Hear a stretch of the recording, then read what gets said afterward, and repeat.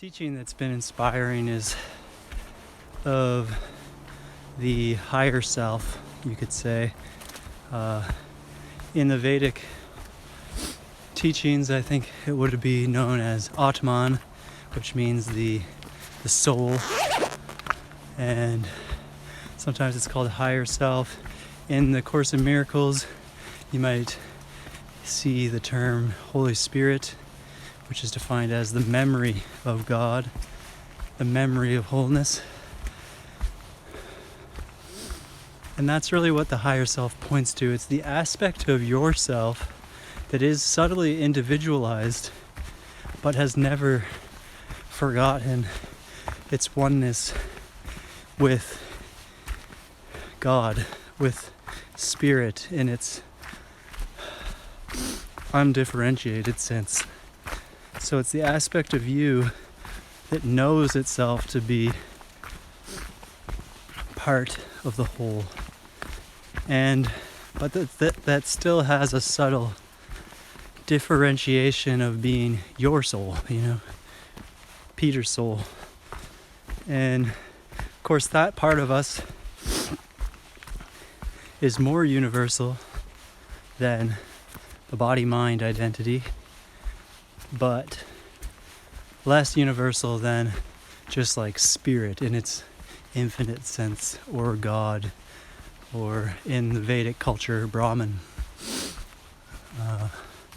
So you could see the soul as that aspect of us which continues after a lifetime, goes through a pre-incarnational or pre and post-incarnational experience between lifetimes, and that is continuous. It is an eternal self, and we can become more and more attuned to that aspect of ourself and start to receive guidance from that aspect of ourself, that part of ourself that chose to come into form, that chose to take on a body, mind, vehicle, and have an experience of being on a planet, that have an experience of time and space. Like a video game, it plugged itself into a avatar character for a time, chose the qualities, the experiences, the potentialities that might play out. And so from that point of view, all is well, really. That's the soul's perspective. It doesn't really see problems in things because it knows itself as A, eternal, and B, intimately one with its creator, with source, with Brahman. Because it knows itself as eternally whole and complete, there's a sort of confidence there that, this body-mind has its experiences and struggles and whatnot, but they are temporary and don't actually touch our soul self. Some people call this also the light body. And in the book that I have posted on my page here, Living in the Heart, there's the teachings of the MerKaBa, the light body. I think this is similar to the idea of a soul, or Atman, the individualized consciousness. And the other teaching that I really enjoy in this vein is from the I Am teachings of St Germain, that are kind of focused around Mount Shasta in the States, and what might be called New Age. I don't really know, but I am the first expression that comes out of pure divinity, pure source. And I know I'm bouncing around terminology a lot here, but really the whole communication is vibrational more than anything, right? So I'm not even really trying to say too much. I guess the directest way of putting it is just a sense of what I am is eternal, is untouched. And the way that I actually experience that moment by moment in my subtle sensing of the nervous system is sort of this connectivity through the center line of myself and up, above, open, like this sort of hand gesture of on high awareness of that which is beyond. And of course, it's not separate from awareness of myself here now as a body, and it's not separate of the root chakra, the connecting into the support of being a physical being on a planet that is grounded in a time-space location. So they all go together. And as one opens into purer awareness, the others reflect that and vibrate accordingly.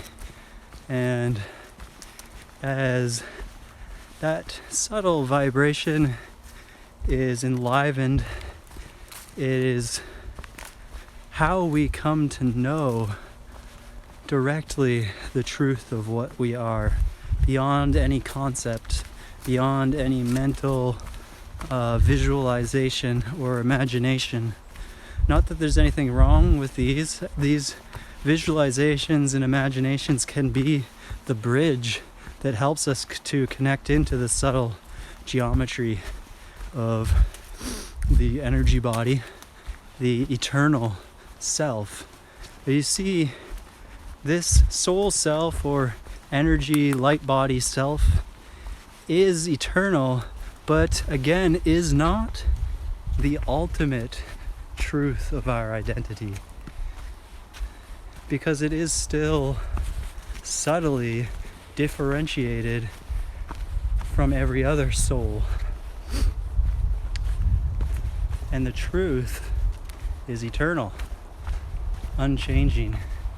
So even the most subtle experiential quality of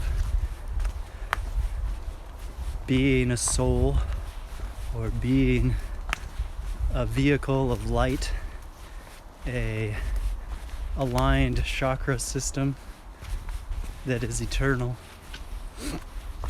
even that experience is known by something, right? And it's known by the more essential self, which is completely beyond quality. So we keep going, we keep opening, always. There's more to discover until we know ourselves as that unmanifested being, having a dream of being a soul, an eternal soul, having a dream of being a particular mind, body, self on a planet. Because the soul has many, many, many incarnations, right? That we can see as non-linear, like right now in this present moment, there are other versions of ourself. I mean, this is not something that I'm really consciously aware of, but something that I trust to be true. It's thus I have heard, as the Buddhists say. Thus I have heard and been taught, and it resonates, and I trust it, that it's true.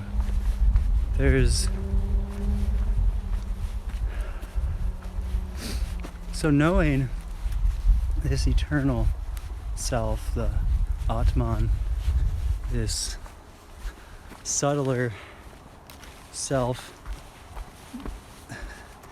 it brings this greater confidence and commitment to actually being here I find. It's like I couldn't be okay or feel safe on a planet that has so much fear expressed upon it before I knew that what I am in truth is eternally free of this experience. And then it's like the insecurity is sort of taken away, and it's like, okay, as I know that, then I can almost like root into this experience even more deeply, knowing that it's a dream ultimately, that it's not real. Like if you're in a nighttime dream and it's a terrifying dream, but then you remember, oh, this is a dream, then right at that moment where where you become lucid, the terror is for sure dissipated, even if the content remains monsters and grotesque and violent. The fear right there has dissipated a lot.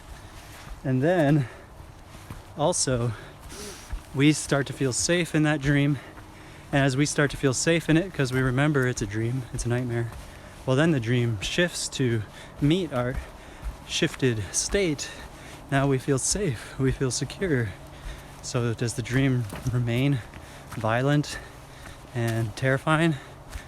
No, I mean there might be some momentum to that, but even then it's like that becomes an exciting part of the dream, because you now know that you can't be touched by it, so you're almost like even more into it. You're like so here for it. You're like, yeah, I'm rooting into this experience because I know I'm dreaming, and so I can have this beautiful adventure being here. I can be part of the memory that this is a dream, and that what we are in truth is not terrified, is not insane, remembers that we're all on the same team, that it's because we're the same self. It's like, how can we not be on the same team? It's like remembers that we have our best interest of all in our hearts. And sure, there still seems to be characters in the dream that have not yet remembered that they're dreaming, but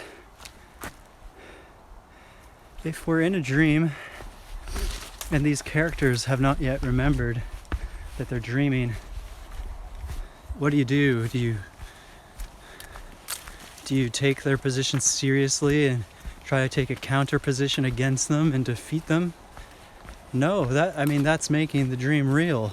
You just keep running around the dream like it's a dream.